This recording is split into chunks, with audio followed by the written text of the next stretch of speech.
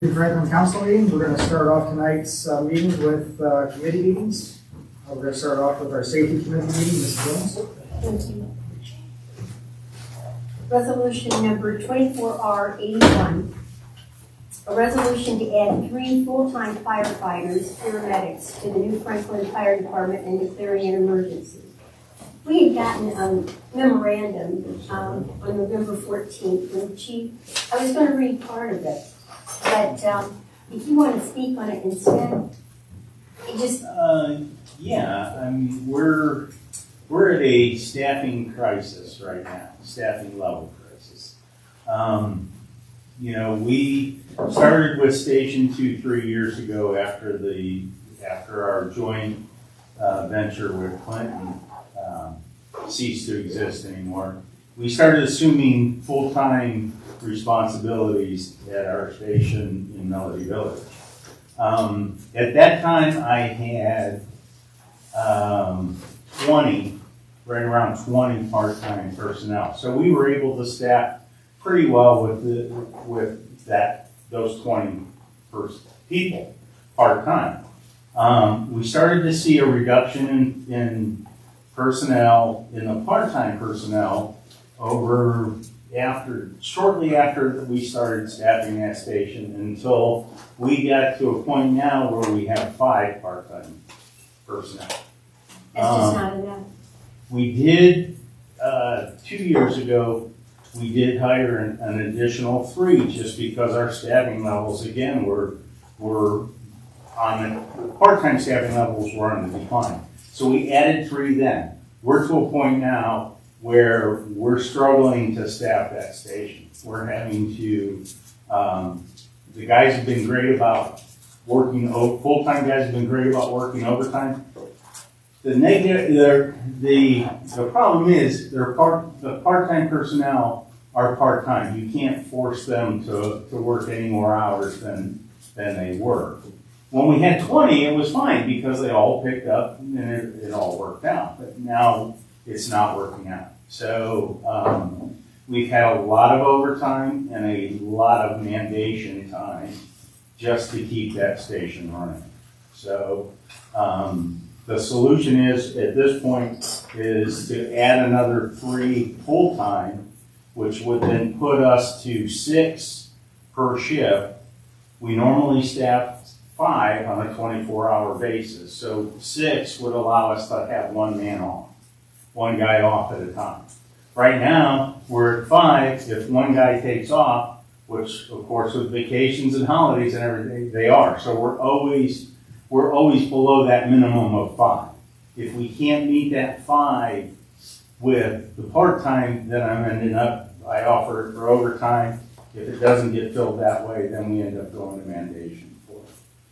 And the guys we're at, with the guys that we have a couple of guys off on extended leaves, FMLA. That impacts it because, again, there's 2 less guys. So at this point right now, we're operating with 12 full-time guys when we're actually supposed to have 15 full-time guys. So this will, again, help alleviate that staffing issue. What I'm hearing, gentlemen, is it's a crisis. We have to do this. We don't have another choice. Am I right? We're not alone in this. I talked to all the chiefs in the county. All the chiefs are struggling with that use part-time personnel are struggling with part-time, trying to attract the part-time. And the problem is 10 years ago, even 10, 15 years ago, you would start at part-time at a department and you would work 3 to 4 years before you were picked up by a full-time. And a lot of times those full-time people would still work part-time for you because that's where they started. The problem is now those people you're not getting that 3 to 4 years out of those people. They're being picked up full-time by departments as quick as they come out of school. Wow. There's just not that pool of part-time qualified firefighter paramedics that there used to be. And can you speak to, when you talk about the full-time staffs currently working a lot of overtime, what do those numbers look like for a guy working overtime throughout the course of the week? I have guys that are working, at times 72 hours straight just to cover the shifts. So of that 72, 48 of it may be their regular day and 24 hours of it is overtime. So they're all picking up considerable overtime. And for some of the training facilities in areas of schools and stuff, trade schools that have a fire program, are there a lot of people in the program already that we can expect to start seeing come out, or is that kind of depleted as well? Again, the problem with that is as soon as they come out of the trade schools, as soon as they're coming out of the Career Center, or as soon as they're coming out of Stark State's one of our big feeder institutions, that as soon as they're coming out, they're getting scooped up full-time. Well, even if they get full-time, I heard you say, I think, that some of the guys that went on to full-time would work part-time. Do any of those people want part-time and full-time? Yes, I have, of the 5 part-time I have now, 3 of the 5 have been with us over 10 years. Those 3 all work at other departments full-time, but still, and a number of them, 2 of them actually live here in the city, so they work part-time for us because this is their community. Mm-hmm. But like I said, we don't have that anymore. We don't have that pool of personnel to pull from. The part-time It personnel. sounds like we really need this. What do you gentlemen think? Do you think ways of three?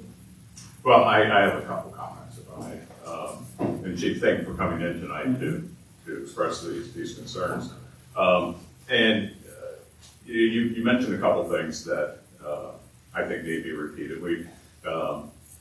At 15, we are just on, we're right there. That's where we need to be. Like you mentioned, someone taking time off. We have 2 people that are on extended leaves or vacation or whatever. It's hard to maintain staffing level.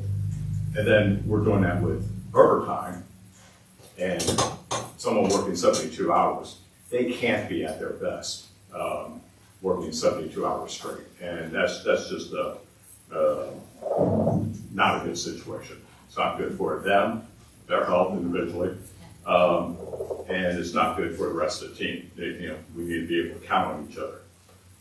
The other thing is that in the last 10 years, the number of calls have gone up almost 25% year over year over the last 10 years. So a lot of times we talk about firefighters in the about the number of hours they work or the days they work, things like that. But they're working harder during that time also. So again, if you have someone working 72 hours, they're doing more calls than what they were doing 5 years ago, which makes it, the fatigue and everything is a part of that. So I think it's very important that we try to get the staffing up to a level that is good for us, good for them, good for the whole team. I think, it's going to cost us money, obviously, but we'll save money on all this overtime. Hopefully we'll be able to cut that dramatically. And the part-timers that we use, again, they are part-timers. So they could be our part-timers today and then tomorrow say, I got too many projects I don't want to pick up any extra shit. So, it's very easy for them to just say, I don't want to do this anymore. So that runs into additional concerns. So I am very much in favor of this. I think it's a safety issue. And, the 25% increase that we're seeing in calls, most of that is coming through EMS calls, not fire calls. So these people are going out and they're having to interact with our citizens at a terrible time for our citizens. And so that's puts a lot of pressure on these people. And those EMS calls are just going to increase. We know that. We know we have an older population. And it's going to be even more important that we have a proper staff for this. So I hope we're able to find these 3 individuals and get them trained into the new Franklin way of dealing with people. We constantly get compliments on the fire department and personnel, how they handle situations and the professionalism they show, and that's a reflection of your leadership. So hopefully we can get some people in here and get them the new Franklin way as quickly as possible. So I am in favor of waiving the fee on this. Thank you. Anyone else have a comment? Yeah, actually, one of the comments you mentioned, you guys are having problems staffing the West Station. What does that equate to as far as, I mean, are we having to close the station at times, or are we having to have shifts that are not covered? We are doing everything we can not to close Okay. down the station. Unfortunately, though, it has occurred to where that station's had to be closed for a period of time, 12 hours. I don't have the staffing for it. I can't generate the staffing. So, yes, it has impacted us. Currently, we run the 3 at Station 1, at the main, and 2 at Station 2. And, it's a 9-minute response to the west side, 9 to 10-minute response to the west side. It's a long time. Assuming there's no train. Assuming there's no train, correct, yeah. Or an evening like tonight, you're gonna add to it because of the weather. So yes, it has impacted our ability to serve. I'd mimic Mr. Cott's thoughts. I do think this is important. Do we have, we're talking about difficulty in finding people. Are there people, when we ask for applications, are we getting interest? The last round for our opening, we had 8 apply. Of those 8, we had 3 of those 8 bowed out before we even got to the background checks and before we mainly began the process. I do know that I have a number of those part-time people I have now. A couple of them have, shall we say, thought about it and are considering applying for us. So that would be good because they're already part-time with us. Up until this last, the last opening we had that we advertised for, we had hired all of our full-time people straight from our part-time. Because we had those part-time ranks, we had those people to choose from. So I'm confident that at least 1, maybe 2, if I get lucky, all 3 may come from our part-time people, which just makes it that much. Our goal is to get them into the system and get them working by the end of January. Is what you said is our goal, to get these people on shift and get them working. If we pull those people from our part-time, we're gonna gain a half a person off of each of additional staffing for you. Is that gonna keep us, if we're unable to find part-time people, are we still gonna be short if we go from that? No, because it guarantees us, we won't be short in that, yes, we'll be short part-time people. We won't be short in full-time people to where we don't have our minimum staffing, which is the 5. We'll always be able to, with these 3, we should always be able to guarantee our 5. One of the things that it's reasonable to assume will be a significant factor as far as the recruitment. When we posted this position the last time around, the equity raises had not been approved. So when this posting goes up, we're going to see a significantly different entry level, which hopefully will result in better recruitment, more candidates. And the last question, although these are obviously going to be an expenditure, I would assume there's going to be a reduction in overtime hours. Yeah. Which should help too. Overtime hours will not totally go away, but I'm hoping, as Mr. Cott said, to see a significant decrease in hours, overtime hours. And the other part of it, the other positive part is taking, I I want to take some of the workload off the guys we currently have, because they're working, I mean, just a lot of hours. And we're, you know, I don't want to get to burnout. And we're starting to see early signs of that, and I don't want that, so. Ultimately then, you know, these three, and hopefully this will at least, you know, kind of stabilize our staffing in the short term. So we see it's going to help with service, with safety, and with finances. So win-win. Yes, not only safety for the community, but But safety for the guys that are gentlemen, too. currently working, yes. But that is, it's very difficult to put those hours in. Heather, you have any comments, or Greg? I think I'll just say here and echo from this side, whatever All they right. say. So when the firefighter that is on FMLA, when he comes back, does that, what kind of impact does that have? Or if he does come back? I don't- Yeah, like I said, his position right now, we're trying to fill with overtime. Once he comes back, that just negates that overtime that he was filling. I haven't a lot too many people. No. Okay, I want to make sure. No, because it'll still allow us to maintain that 5. Gotcha. Okay. Yeah, there are some expenditures that we have, but I don't know of one more important than community safety. And the response time, if there wasn't a train track there, I'd probably, probe a little bit more, but I think we spoke before and you had said the response time, I mean, if somebody has a heart attack, 6 minutes, we've got to get to people, and what kind of price tag on life, so I'm all for waiting through. Not even talking about the train sits in those tracks sometimes. Yeah, they do. They sit there sometimes, going to the Yeah, barber, they and do. they'll be across both of them sometimes. Here? I was ready to wait. I'm sorry. Oh my gosh, we could have just let all this go. Thank you. Thank you, Chief. Thank you. Thank I you. will close the safety meeting at, it looks like 6:15. Does that look right? Yes. My tree is right in the way there. I've got to limb. All right, our next committee meeting is going to be Public Utilities Committee, Mr. Stiles. Yep, I'll open up the Public Community Committee meeting at 6:16.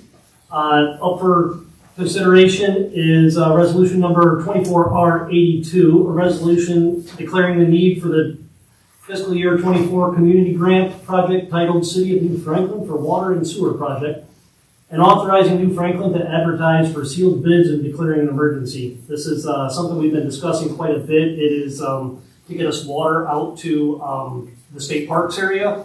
And if I'm not mistaken, Mayor, this portion that we would, actually, we're not even, there's a portion we don't pay, but we're going to get that refunded back from the grant. Right. Yeah, So this is just to send out bids. and because we're the grantee, we're responsible for the bidding. Right. But we're doing all this in conjunction with APA, in conjunction with our consultants, with the able guidance of Julia Martin from EPA in Chicago. And the idea is that they're hopeful to have this water in the ground by March 31st. Which is really great news because they're serious about that visitor center. And so we're on a tight timeline, spending a lot of time and energy in making sure that the environmental piece is conducted and we get through the EPA approvals, et cetera. It looks like we have another teams meeting today on that. Looks like we're on a good course. So everybody's comfortable with going out for the bidding. Idea being that this time of year and at the first of the year, this is when the companies are lining up their work. So that probably we should get more bids and maybe better prices. And again, the funding for this will be primarily through that fiscal year 24 community grant of $975,000, and any balance over that will be Aqua share. So we will, as you mentioned, we'll expend the funds, and then we'll be reimbursed through the grant. You'll see another one of these, maybe next meeting, because we're gonna go through the same process on State Route 93. And that's a bigger project. That's, I think, well, we're waiting on final cost estimates, but, that's a $3 million project. But again, we have a $3 million grant to cover that, and we're in the same situation that Summit County Sanitary Sewers will cover whatever the difference is. Once again, we'll have to be, since we're the grantees, we'll be the bidders on that one as well. So that'll be following behind probably next meeting. We would like to get this passed tonight if we can, so we can get, they can start on the bid packages, et cetera. Given that this is not a cost to our taxpayers, at least in Franklin's, and that it's going out to the primary spot is the parks there. I'm comfortable waiving the 3, but as a follow-up question, are we going to be bringing this by residents' houses, and are they going to have an opportunity, if so, to tie into clean water if they don't have a good well feeder for themselves? They will. Are we going to advertise for that? Oh, sure. Put something- Yeah, the line, it currently is at Catalina and Encino. When they brought it in before, they brought it up Caston Road. They came in Coleman, cut over to Catalina, went up Catalina to Renninger, jogged over, went up Renninger to 93, and that's when they went north and south on 93 to mirror what the sewer line is. So the closest route for them to get to the state park, they'll start at Catalina and Encino, they'll go down Encino, they'll make a left on Rollins, they'll go up to Hyman and straight down Hyman. So you're not picking up that many residents, but there's no assessments, there's no requirement to tie in, but it'll be available for those who might want to tie in. And I think the other plus is it gets the line that much closer for some of those other areas. So I think they're gonna put like an elbow or some technical term up to Elbow, that's a type. yes, that's technical term to Withers and also to Sturgeon, so that the line will be there for eventual extension. Put a T The on same it. thing, yeah, T. That's what I'm gonna say. Anyway. T for technical. Yeah, and so it'll be very close down to that Pin Oak area too, so it just brings it a lot closer. Thoughts? I think it sounds good. I should also mention St. Luke too, and it Yes. will also assist the Tudor House as well, the event center. Do you know where the bidding for this project will be advertised at? I'm sorry? Where the bidding for the project will be advertised?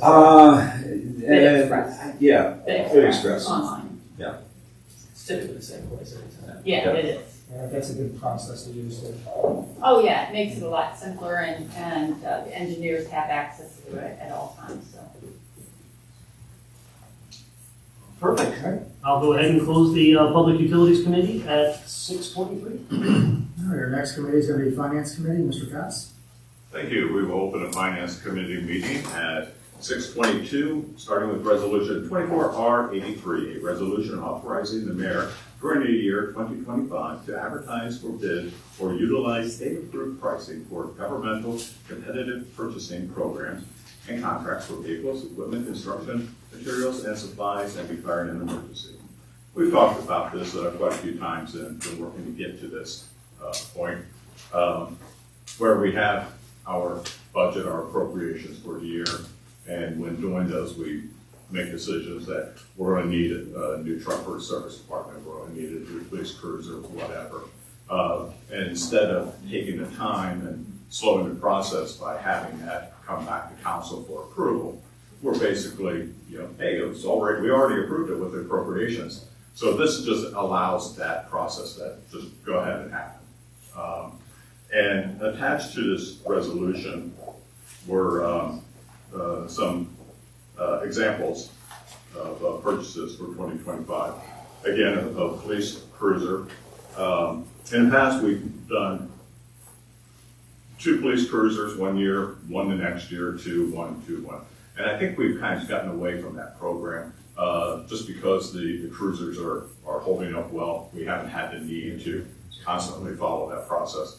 So on this, we'll have 1 police cruiser for $48,178, and then upfitting the cruiser with all the extra stuff.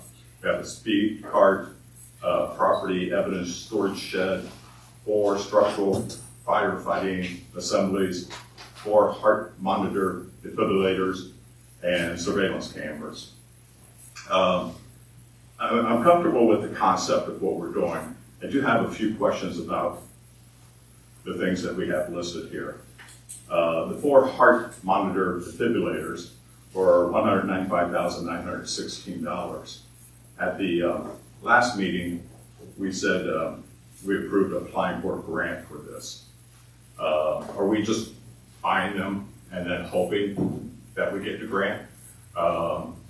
Or if we buy them ahead of time, does that take us out of the running for a grant? I'm kind of confused why this would be on the list. As I understand, the purpose would be that in the event that we decide to go forward with the purchase, we don't have to come back to council with a separate resolution for that and for that price. So the decision to whether to purchase is still, it depends in large part to whether we receive the grant. Okay. Yeah. All right. So we're not committing to the purchase, but in the event that we do have the purchase, we won't have to come back with a separate resolution. Okay.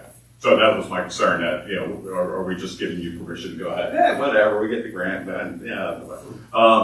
The property evidence storage shed, for $30,000. What, huh? We talked about that. Yeah, we talked about that in our budget meeting, and basically what it equates to is the current evidence room that they have is full, and it's not just full of, confiscated goods, there's other stuff in there. If I remember, there wasn't there stuff like bicycles and stuff like that in there.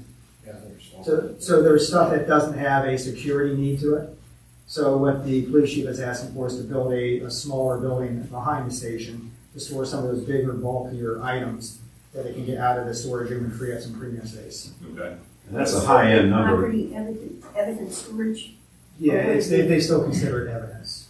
It'll still be a secure structure. It'll have to. Yeah, it'll be secure, but it won't have the So same that's what I level of was security. wondering, if these were secure things that need to be secure. So there's a different level of security, if I remember the conversation correctly. If you have, say, drugs, say, confiscated, they need to have those in a much more secure area than maybe a stolen bicycle or something that was retrieved.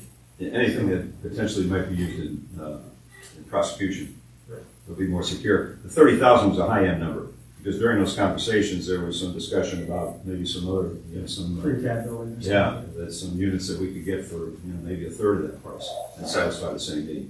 So we included the high-end number just in case. All right. And then the surveillance cameras for $60,000. So I think That that came is back. just updating the cameras in the building that are already here, because they are so outdated. Yeah, And just on the campus. Yeah. So yeah, those original cameras in the building, and the chief had also pointed out a handful of cameras throughout the station that were failing, and they can't get replacements. And instead of trying to match an old camera equipment up to it, he was talking about buying new equipment. And then that's when we had the discussion about the entire building is that same vintage, so why not replace all the cameras? If I remember it, that's a different technology of the old cameras to the new cameras. Yeah. Okay.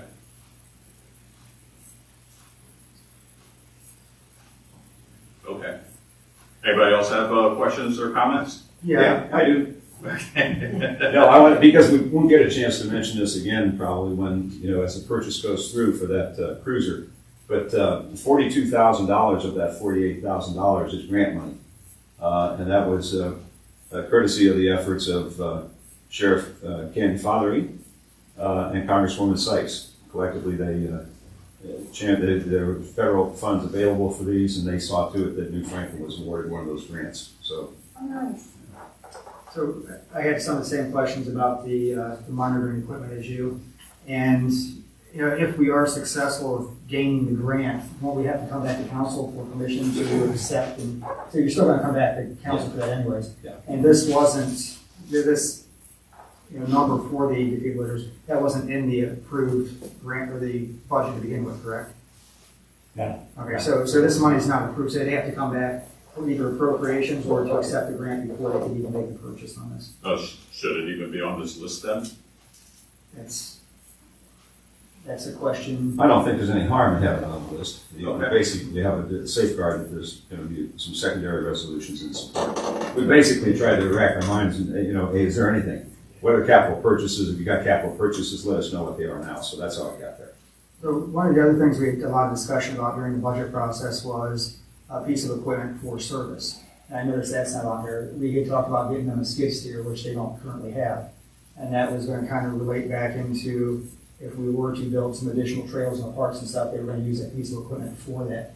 How did that get pulled off, or what's the? Well, behind that? It wasn't part of the service department 5-year plan. It wasn't part of their initial budget. We entertained the possibility, the administration entertained the possibility of securing that piece of equipment with parks funds. Because it could be used, and probably would be used to some extent, we don't know to what extent, on parks. But so we discussed that, we talked about that with parks. They were supportive of that. I dug a little deeper, took a little closer look. I just wasn't comfortable, consistent with the charter and with the auditor, that to say that to allocate parks funds for a piece of equipment that, at a minimum, the majority of time would be used somewhere other than parks. So that's on the back burner. As Mr. Kepler indicated to us during those meetings, he's used it from time to time. When they need one, they rent one. So what we've discussed is if you need one through the year, you rent one, and we'll look at that possibly for budget next year. Any other questions, comments? Comfortable waiving 3 on this? All right. Then we'll move on to Resolution 24R79. Is a second reading, a resolution approving and adopting the 2025 annual operating appropriation budget for the general fund and all other funds for the city of New Franklin, and declaring that this resolution shall be effective immediately upon passage. I requested time at the last meeting to go through it. Didn't really have anything that stuck out of a concern. Questions or concerns regarding this? Waive the third reading. You guys are so tired. We take after you, Jim. And we will close the Finance Committee meeting at 6:31. All right, our final committee meeting is going to be Community Development Committee, and that would be Mr. Schaefer. Mr. Wolf, the same one, isn't it? Okay, I'm gonna open the community development meeting at 6:31 PM. In front of us is a resolution 24R84, a resolution to contract with Responsive Services LLC as city engineers for New Franklin for 2025 and 2026, and authorizing the mayor to enter into an agreement with Responsive Services LLC for engineering services and declaring an emergency. This is the third of our engineers we have on board, GPD and OHM. But this is our longest standing one, Kevin Noble, who does business. He's with Sheezer Buckley, but he is authorized to have provide separate services under Responsive Services LLC. And he does a lot of our plat maps and site reviews and those types of things for us, and does it very well, and also does it very economically, as you can see from his pricing. We've seen the pricing on the others, and I don't begrudge the others. Those are industry standards, but he's way under the industry standards on his pricing. So we'd like to get that one approved as well. I don't think you can beat Kevin. I think he is top. How long has he been in business with us? That's a good question. As long as I've been around. Oh, okay. That's a long time. I think, right? Yeah, I can't remember when he wasn't here. I think 10, 12 I know years it's a long anyway. time, Well, Yeah. Yeah. Since it's- Yeah, certainly since we've been a city. Sure. Okay, waiving 3. Yes. All right, we will close the community development committee at 6:33 PM. All right, now, finish up our committee meetings. I'd like to call to order the City of New Franklin Council meeting for December 4th, 2024. Please join me in the pledge. I pledge allegiance To the flag of the United States of America and to the republic for which it stands, one nation, under God, indivisible, with liberty and justice for all. Roll call, please, Kelly. Mr. Cox? Present. Mr. Schaefer? Present. Mrs. Jones? present. Mr. Powell? Present. Mr. Stiles? Present. Mr. Wolf? Present. Mr. Almond? Present. All right, could I get a motion to approve the meeting from the regular schedule, or approve the minutes from the regular scheduled meeting of November 20th? I'll make the motion. I'll say. You have a first and a second, Kelly? Mr. Schaefer? Yes. Mrs. Jones? Yes. Mr. Powell? Yes. Mr. Stiles? Yes. Mr. Wolf? Yes. Mr. Almond? Yes. Mr. Cox? Yes. All right, passes 7-0. Next is our public comments. If you have anything you'd like to address the council, please state your name, address, and you have 4 minutes to talk. I guess I'll go first. Matthew Hicks. What was I supposed to And do? your address? 828 Fairwood Road. That's here in New Franklin. Thank you. First off, I just want to say thank you for allowing me to be here tonight and speak. I took some notes, so if I'm not looking at you, I apologize. I got my phone here.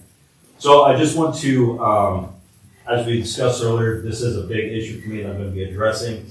Mr. Schaefer did say, and Mr. Cox, both of you could address at a different time. However, security is not convenient for anyone. Okay, and I just want that to be on the record, right? We all can agree to that. So I'm missing an awards banquet. Next one will be a choir concert. So here we are. The incident that happened on my property Monday, you guys are all well aware of. You all received an email from either myself or from the mayor. That's not specifically why I'm here, but I do want to address partial to that. I know some of you guys have already met with the landowner, and there is a little bit of confusion as to who was actually shooting and who wasn't. There said that there was 2 people, one was an autistic child. There's only one person there that shot. I saw them get out of the tree stand and go to their car. So just get that out. So there could be some confusion there. Even if there was 2 people, it brings up a security question. Why is a autistic child taking a shot with a rifle in that direction? Why wasn't somebody there to help him if in fact that was the case? So again, we have some issues here regarding firearm safety within our community. Mr. Schaefer did come out to my property yesterday, which I greatly appreciate on such a short notice. He's come out and looked to see where the incident did happen, where the shooting platform's from, where the rounds were, where the shots were fired in conjunction with where I was in my backyard. And I think Mr. Schaefer can agree, it's pretty darn close. It is close. However, according to the ordinances that we passed on the Firearms Committee a couple years ago, it is what it is, right? However, that doesn't make it right. Doesn't make it right. The shot was placed, according to that ordinance that was placed, you have to shoot, you have to notify people that you're shooting, you can't shoot before 9, none of those were done. There's no berm, right? If you notice, nobody ever puts a berm in front of their own house and shoots to the berm into their house. It's always at the end of their property, right? Why is that? It's okay to shoot at other people's property, go over their land, but you don't want to shoot at your own. So I think we need to have some common sense here. Again, in the past several months, we've seen incident after incident of firearm being shot in our town. Houses getting hit with stray bullets, with shot from bullets. People getting shot. There's a ricochet at a berm. There's the berm again, right? Berm's supposed to cure everything. It didn't, obviously. Somebody got shot. So, as we can see, things are progressively getting worse. I understand there's a House bill that's slowing things up. That House bill's been kicked down the road for the past 5 years. We know when that's going to get passed, or if it will, we don't. However, what I do know is that you guys have the authority to take action and make changes within the city limits to where this does not keep happening. People are getting injured. I'm in my backyard. Look, that was my child, my 3 girls that were playing in our backyard, my property. Right? And a round went off. Has anybody on this council ever been shot at? Had a round go near them? It's not fun. Right? And I think you can respect the fact of how upset I am and the other community members about this. So, Mr. Schaefer came out and said, what do I want to see out of the incident that happened in my property? Well, obviously, there needs to be changes made. Was it the landowner's fault? I don't think it was the landowner that was out there hunting, right? I know that he bow hunts. Is a bolt or an arrow going to come on my property from where he hunts? Probably not. Can I see him when they're hunting or whoever's hunting out there? I can from my back deck. Plain as day. But again, that's within his right according to the current ordinance. Something has got to change. And what is it going to take for something to change. Is somebody gonna have to get killed before our council makes a firm decision? Instead of kicking the can or putting it on an ordinance that has already been come up and that isn't working. We obviously see that. The ordinance has not worked. If it would have worked, we wouldn't see people getting shot, houses getting shot, or rounds going in other people's property. So with that, I thank you guys for listening to me. I understand I have 4 minutes, but if anybody would like to talk to me more, I'd be more than happy to talk to you guys, explain anything else. But that's all I have to say. One more thing I just want to bring, you keep referring to the ordinance that was passed. I don't believe that was ever passed. So why did we do it? What was the point of? I was on the firearms committee as well. Yeah. And there's some other things that not to, no pun intended, but triggered that whole firearms committee to get started and stuff. Correct. The house is getting shot in the range that was put up on somebody else's property, Yeah, or on their property going over. Correct.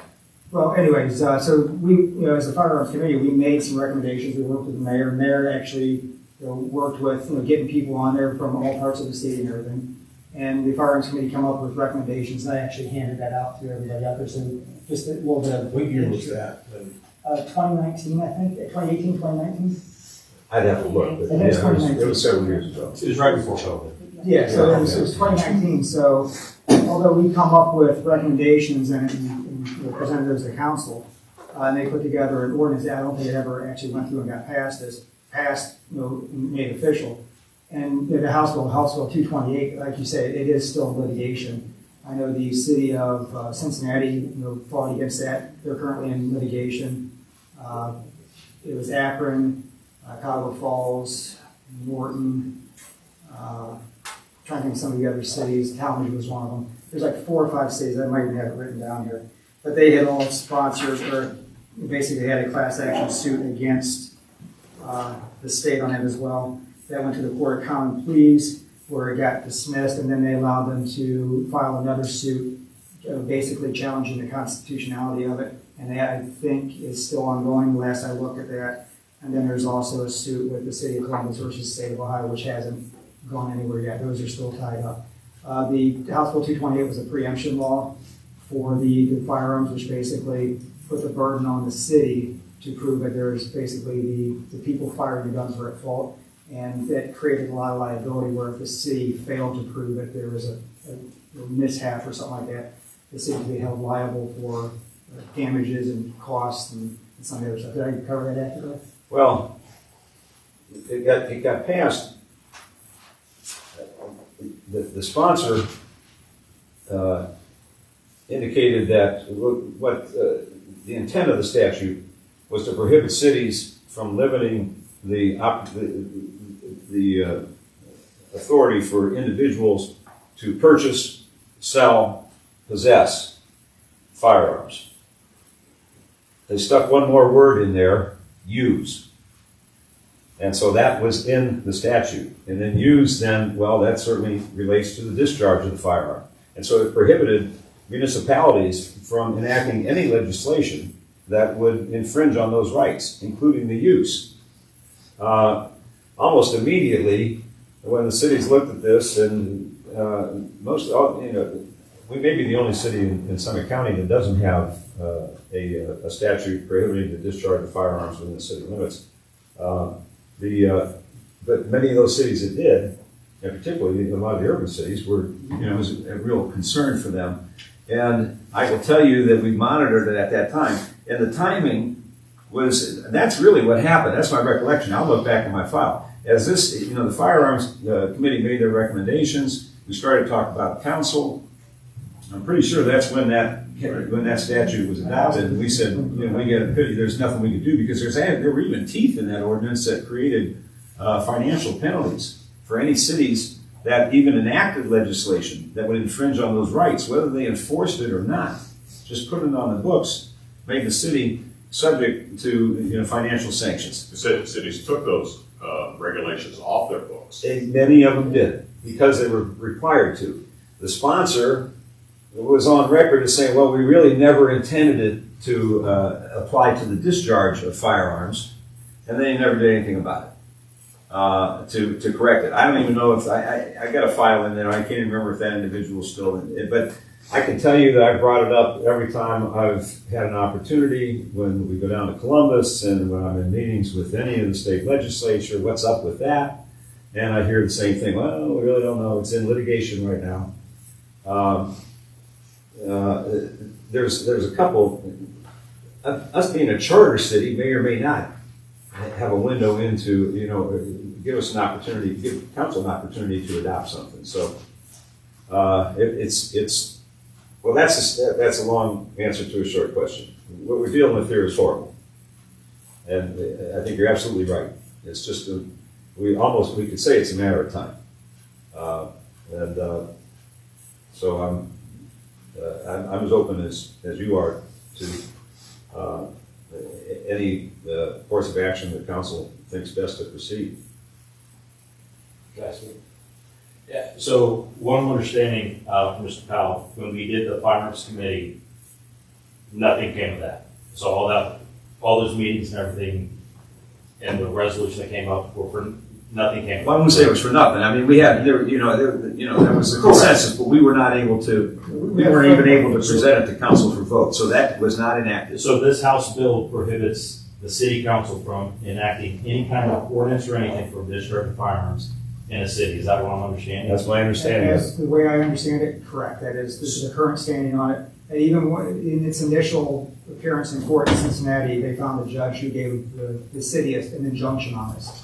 And then that went to a court of appeals to where the judge revoked the injunction, saying that it was improperly granted. So what about the other communities around us that have all these already in place? Are those done prior to this bill?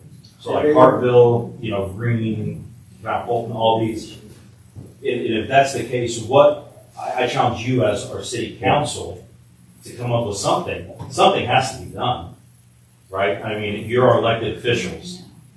Something has to be done, and you guys are the brains of the operation here that need to figure out something that has to be done. We can certainly start with a referral back to our law director to give us his opinion on the current status of what we're able to do and what we're not able to do. I do recall, as Mr. Potts said, that there were some cities who actually repealed their restrictive ordinances. I'm sure there's others that are still on the books, but the question is, are they enforcing them? I don't know the answer to that. But I would say that's a place to start, that we hear from the attorneys, and then what's the current status? And let's assume that it's not as restrictive as we think. That there's a window there for council to enact some provisions. Well, then I think it's a matter of how council would best proceed. Whether you would do it collectively, internally, whether you bring back the commission, the firearms committee for consultation, and work then on crafting an ordinance that provides some security and some answers some of the questions that you have. Especially maybe distance away from a home or residence. Exactly. And again, my concern is for, Mr. Wolf talked about the safety earlier, as regarding the fire department, right? Safety is our number one concern. Right now, there's no safety with, and mind you, I'm pro 2A. I'm an avid gun owner. I'm an avid hunter, right?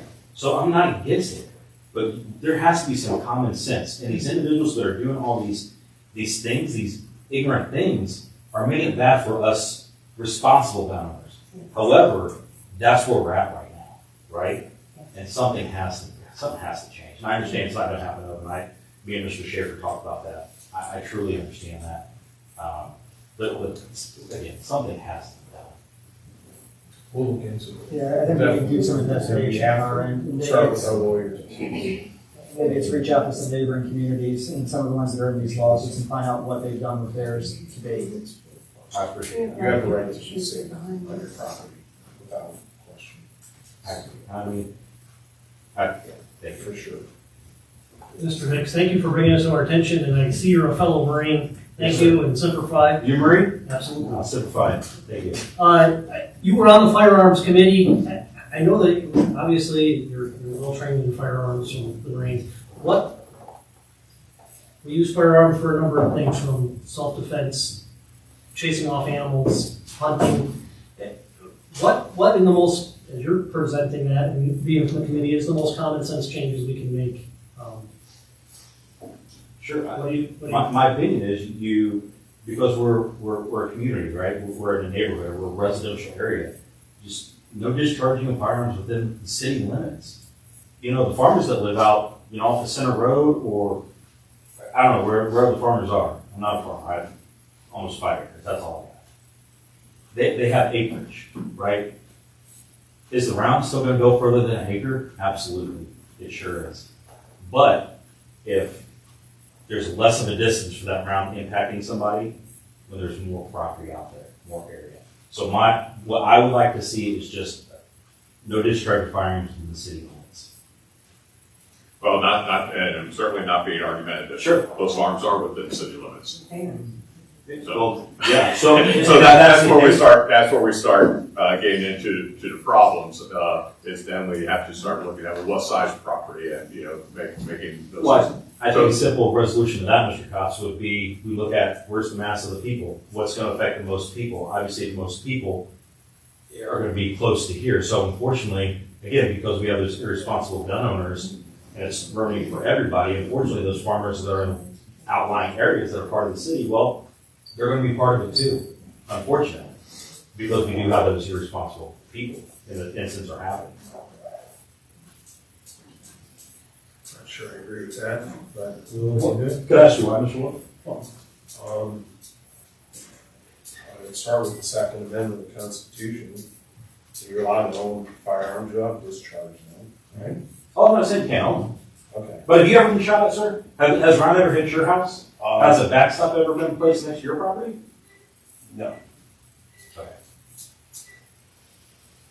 So what I'm saying is, I understand where you're coming from, Second Amendment. God, I love it. However, what's in place now, and what could further be, it's. So we have one person, and we're gonna take the rights of everybody in the city because one It's not one person, sir.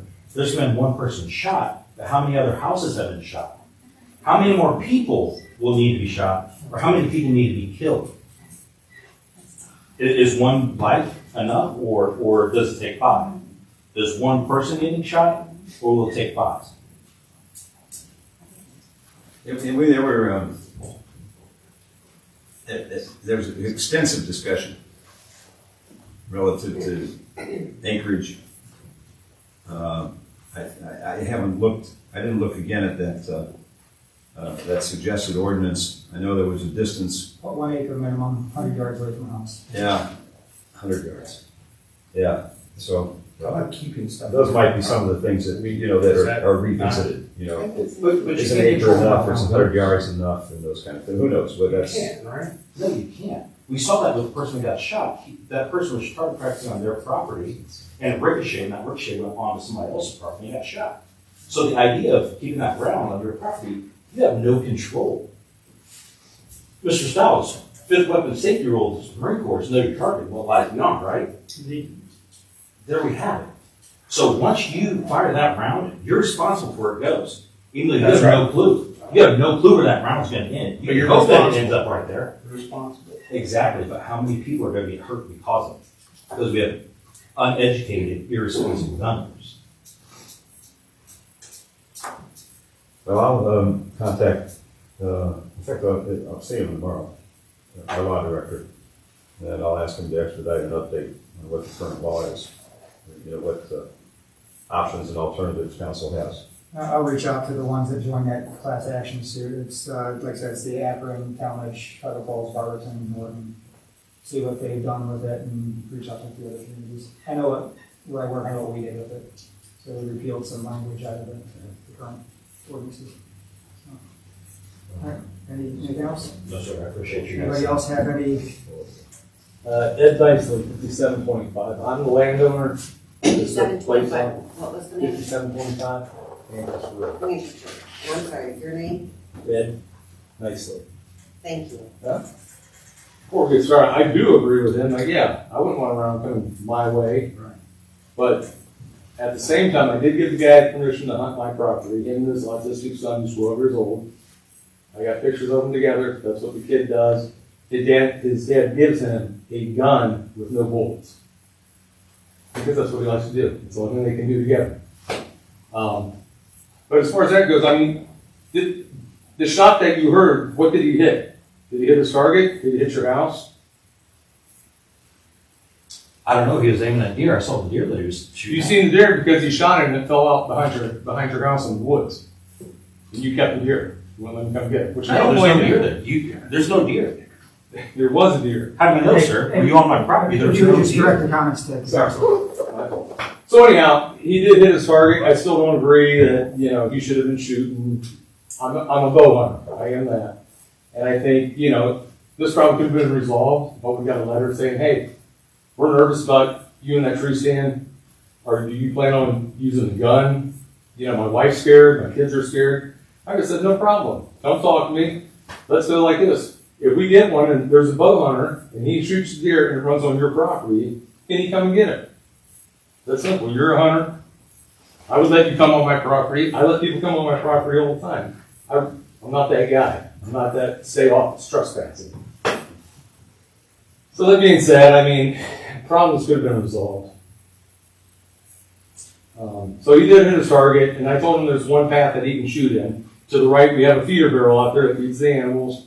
I go to the right, there is a hill back there, or a berm, if you want to call it, but it's a natural swell. And I said, that's the only place you can shoot it. And I went over it with him, and that's where he said he took the shot. And the autistic kid did not take the shot because he doesn't shoot. Mr. Knightley, how many acres is your property? I believe it's 3.87 or 3.78, almost 4 acres. Okay, thank you. Yep. Anybody else with any comments? Sharon Goodwin, 6789 Hampshire Road. I don't mean to take away from this important topic, but I just had a question about the storage building. Yes. I know it was capped at 30,000, but if they need an area that's really secure, could part of the interior that used to be dispatched be converted somehow into that? Or the shipping Conex containers are really secure and they're Actually, the Conex container was something that was discussed. We talked about that. And that was just a high budgetary number. That doesn't mean he's going to spend all of that. So we were looking at much cheaper options.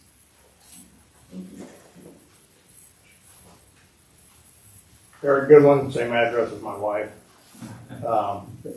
Tag on to what she said, I'm sorry, I didn't come in for the beginning of this. I got another meeting to get to. The storage container, you just brought up the Connexes. That we look through the 1033 program to get a free facility. I think that would be a question for. I don't know about that. What program is that? We look at anywhere that's free, we like the sound of that, so I don't know what program that is. That's the surplus military equipment right out of Columbus. I'm sure the police department knows about it. They have everything from vehicles and sleeping bags that you get down there, including outside Connex trailers. Mr. Goodwin, where would you find information on that? Let's say the police department doesn't know about it, where would we be able to find information? Conex.com. You should just be able to get that right through the AG's office through Ohio. Okay. That is an excellent. We'll pass that on, thank you. Yeah, thank you. If you Google 1033 program, It came right up. Perfect. Look at All you. right. Thank you. Anybody else with any public comments? Seeing none, we will close public comment and move on to our first reading, Resolution 24R81. Kelly? A resolution to add 3 full-time firefighter paramedics to the new Franklin Fire Department and declaring an emergency. Thank you, Kelly. The chief, would you like to say anything else? No. No? Okay. The chief has informed us that we're really at a crisis stage. We need 3 full-time firefighter paramedics for New Franklin, and I'd like to take a motion to waive the 3 readings to pass resolution number 24R81. Second. We have a first and a second, Kelly? Mrs. Jones? Yes. Mr. Powell? Yes. Mr. Stiles? Yes. Mr. Wolf? Yes. Mr. Almond? Yes. Mr. Cox? yes. Mr. Schaefer? Yes. I'd like to make a motion to pass resolution number 24R81. Second. We have a first and a second, Kelly? Mrs. Jones? Yes. Mr. Powell? Yes. Mr. Stiles? Yes. Mr. Wolf, Yes. Mr. Almond, Yes. Mr. Cox, Yes. Mr. Schaefer. Yes. Resolution passes 7-0. Resolution 24R82, Kelly. A resolution declaring the need for the fiscal year 2024 community grant project titled City of New Franklin for Water and Sewer Project and authorizing New Franklin to advertise for sealed bids and declaring an emergency.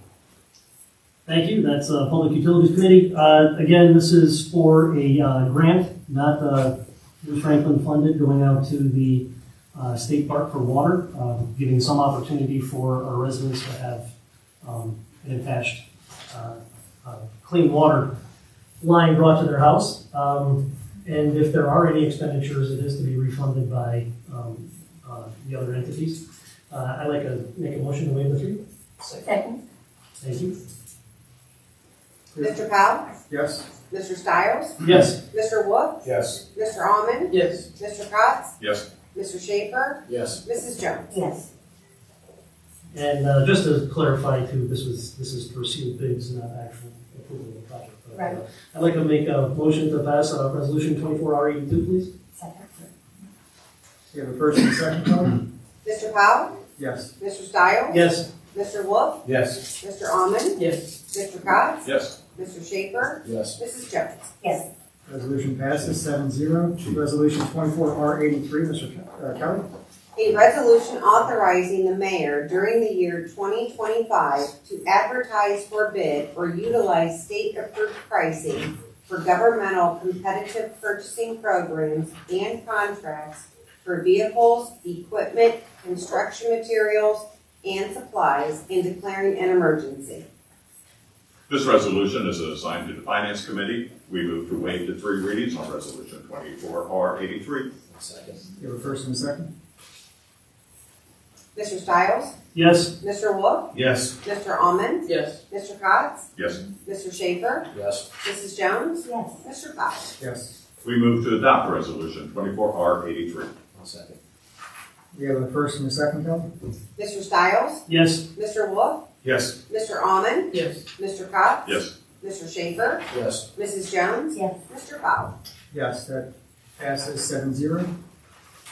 Resolution 24R84, Kelly. A resolution to contract with Responsive Services LLC as city engineers for New Franklin for 2025 and 2026, and authorizing the mayor to enter into an agreement with Responsive Services LLC for engineering services, and declaring an emergency. This resolution was brought in front of the Community Development Committee, and we are asking to waive the 3 readings. I'll second. We have a first and a second. Mr. Wolf, Yes. Mr. Almond, Yes. Mr. Cox, Yes. Mr. Schaefer, Yes. Mrs. Jones, Yes. Mr. Powell, Yes. Mr. Stiles. Yes. I'd like to make a motion to pass resolution 24R84. Second. We have a first and a second, Kelly. Mr. Wolf, Yes. Mr. Almond, Yes. Mr. Cox, Yes. Mr. Schaefer, Yes. Mrs. Jones, Yes. Mr. Powell, Yes. Mr. Stiles. Yes. All right, that finishes up our first readings. We have a second reading, Resolution 24R79, Kelly. A resolution approving and adopting the 2025 annual operating appropriation budget for the general fund and all other funds for the city of New Franklin, and declaring that this resolution shall be effective immediately upon passage. This resolution is assigned to the Finance Committee. We move to waive the 3rd reading on Resolution 24R79. Second. We have a first and a second. Mr. Cox, Yes. Mr. Schaefer, Yes. Mrs. Jones, Yes. Mr. Powell, Yes. Mr. Stiles, Yes. Mr. Wolf, Yes. Mr. Almond. Yes. We move to adopt Resolution 24R79. Second. Kelly, we have a first and a second. Mr. Cox, Yes. Mr. Schaefer, Yes. Mrs. Jones, Yes. Mr. Powell, Yes. Mr. Stiles, Yes. Mr. Almond, Yes. Mr. Wolf. Yes. Resolution passes 7-0. We have no third readings, no pending legislation.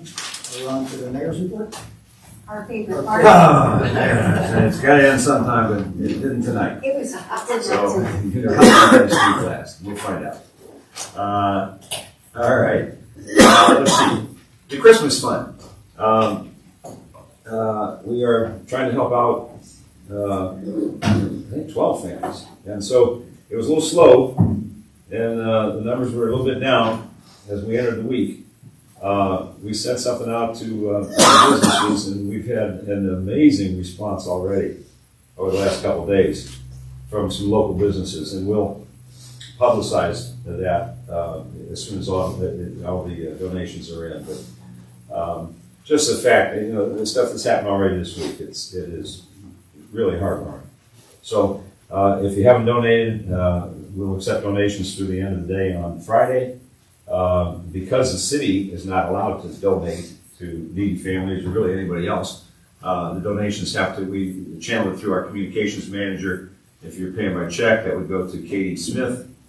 She will give you a receipt. Everything is receipted that way, and then we'll announce what the totals were and how many families we're able to help and what we're able to do with them. So if you're able to, please do. If you have already, we sure appreciate it.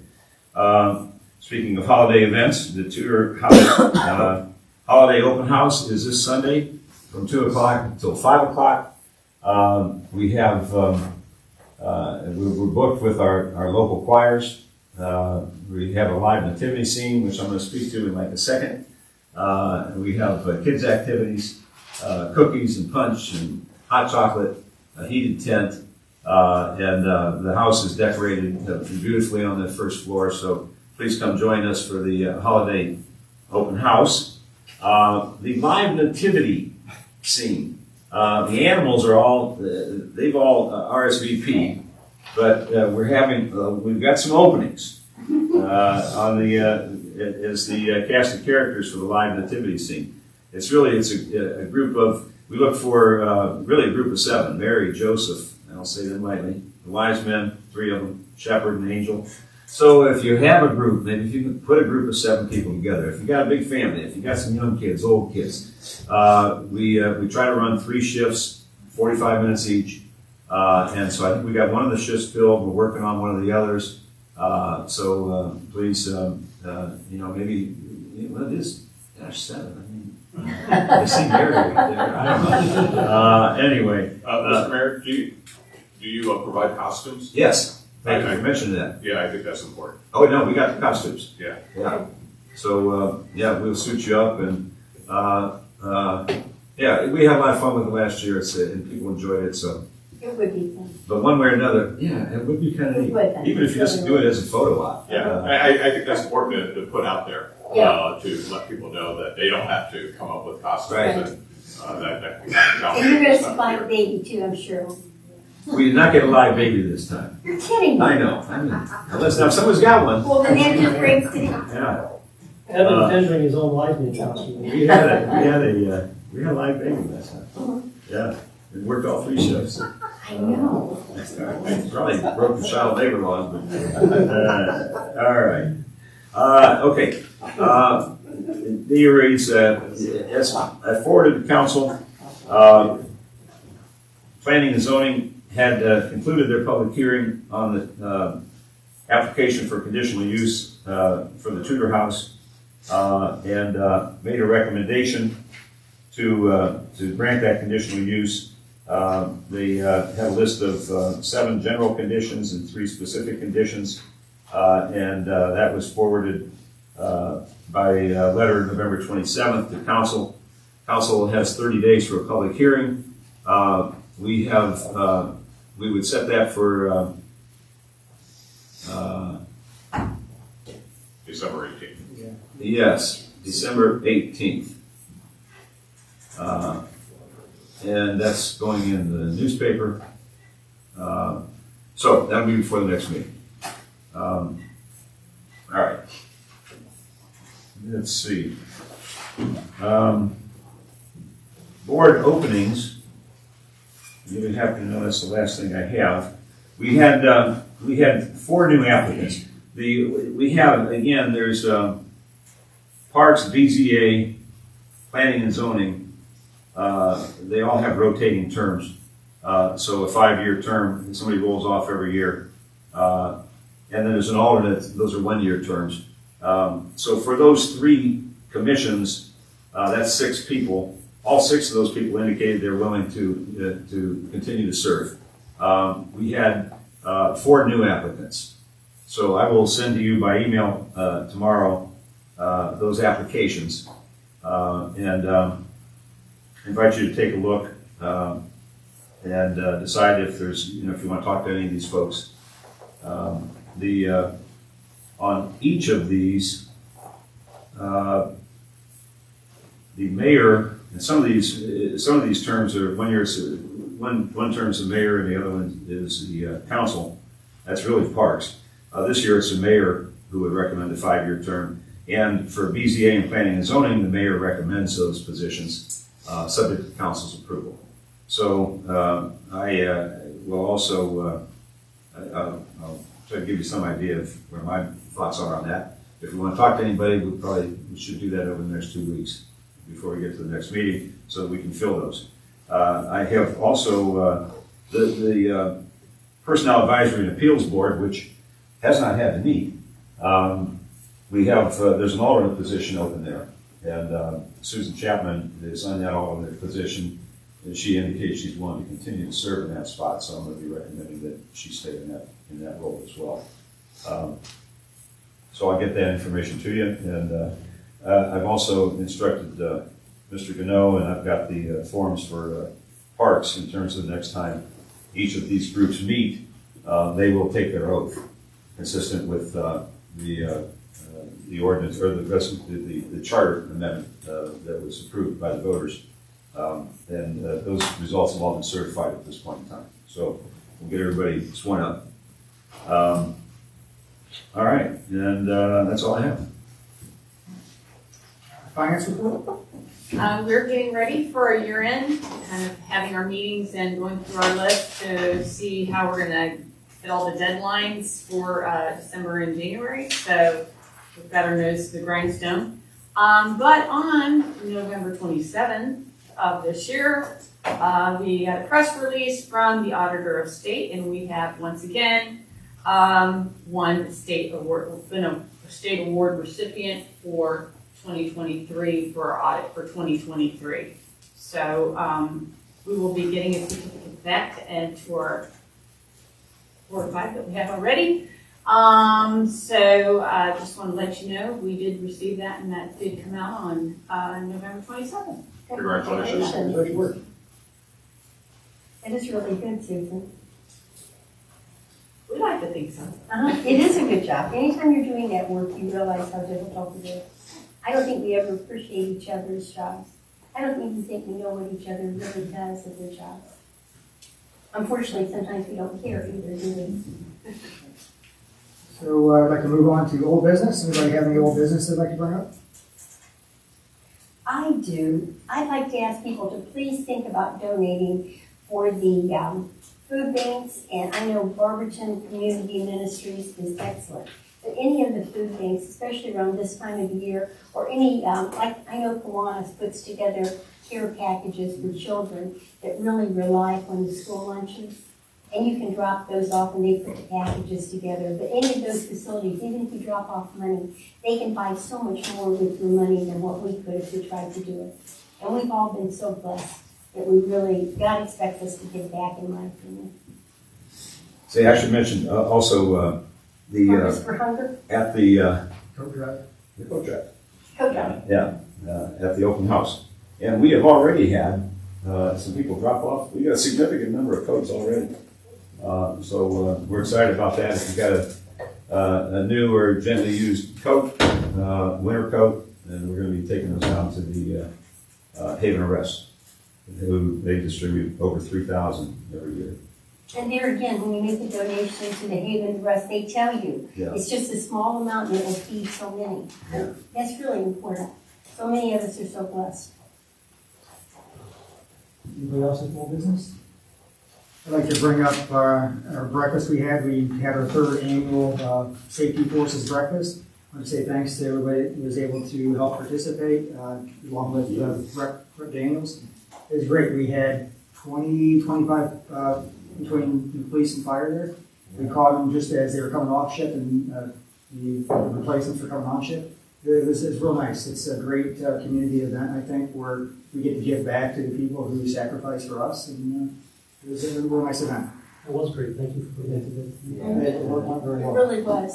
I can say that the guys really, the fire guys and the police really appreciate that. I think they do. I think they enjoy it. I think we appreciate it more. I look forward to that every year, so. Thanks again for allowing us to come and do that. Christmas lights, as we mentioned last meeting, we're doing our Christmas light contest again. I put out something on social media. I've already got a handful of houses. I'll put that together, route it, and put that out for people to drive around and view those, and then get that to Chief Bickett, where you can get to the officers to go out and judge the houses. Anybody else with anything for business? I don't think so. That's surprising, isn't it? Okay, anybody with new business?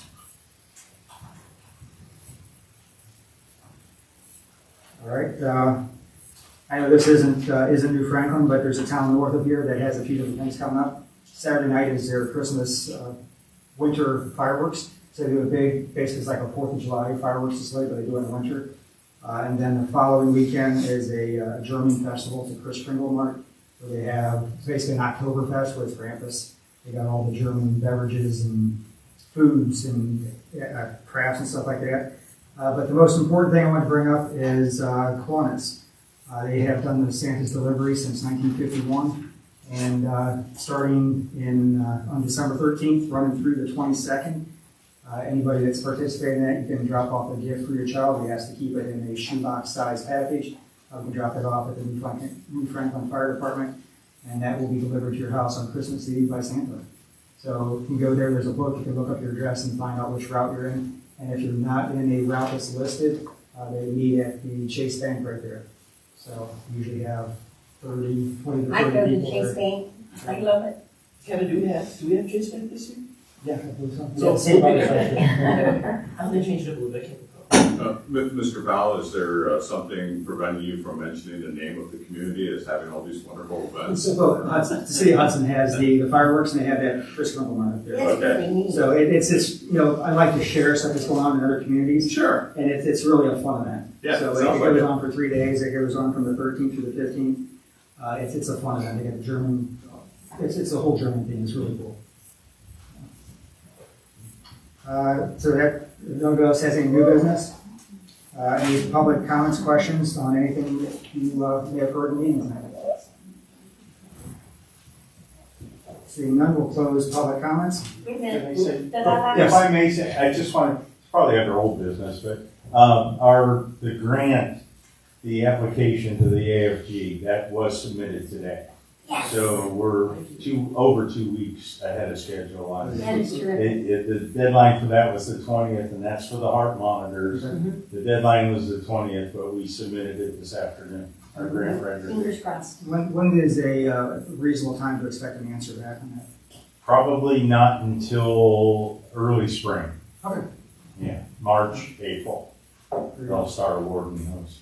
And we appreciate you coming in tonight and talking with us and helping us to understand how dire this is, because it is really. Anytime. So we'll see you at the next meeting. You can say every time. You can say. Yeah. All right, so we're going to close our public comments. We have a need for executive session to discuss the employment of a public official, and we're going to consider confidential information related to an application for economic development assistance. Our next meeting will be December 18th, 2024, 6 p.m. We expect all of you here again, and God bless you. Do I have a motion to enter I'll make executive the session? motion. Second. We have first and second, Kelly? Mr. Cox? Yes. Mr. Schaefer? Yes. Mrs. Jones? Yes. Mr. Powell? Yes. Mr. Stiles? Yes. Mr. Wolf? Yes. Mr. Almond? Yes.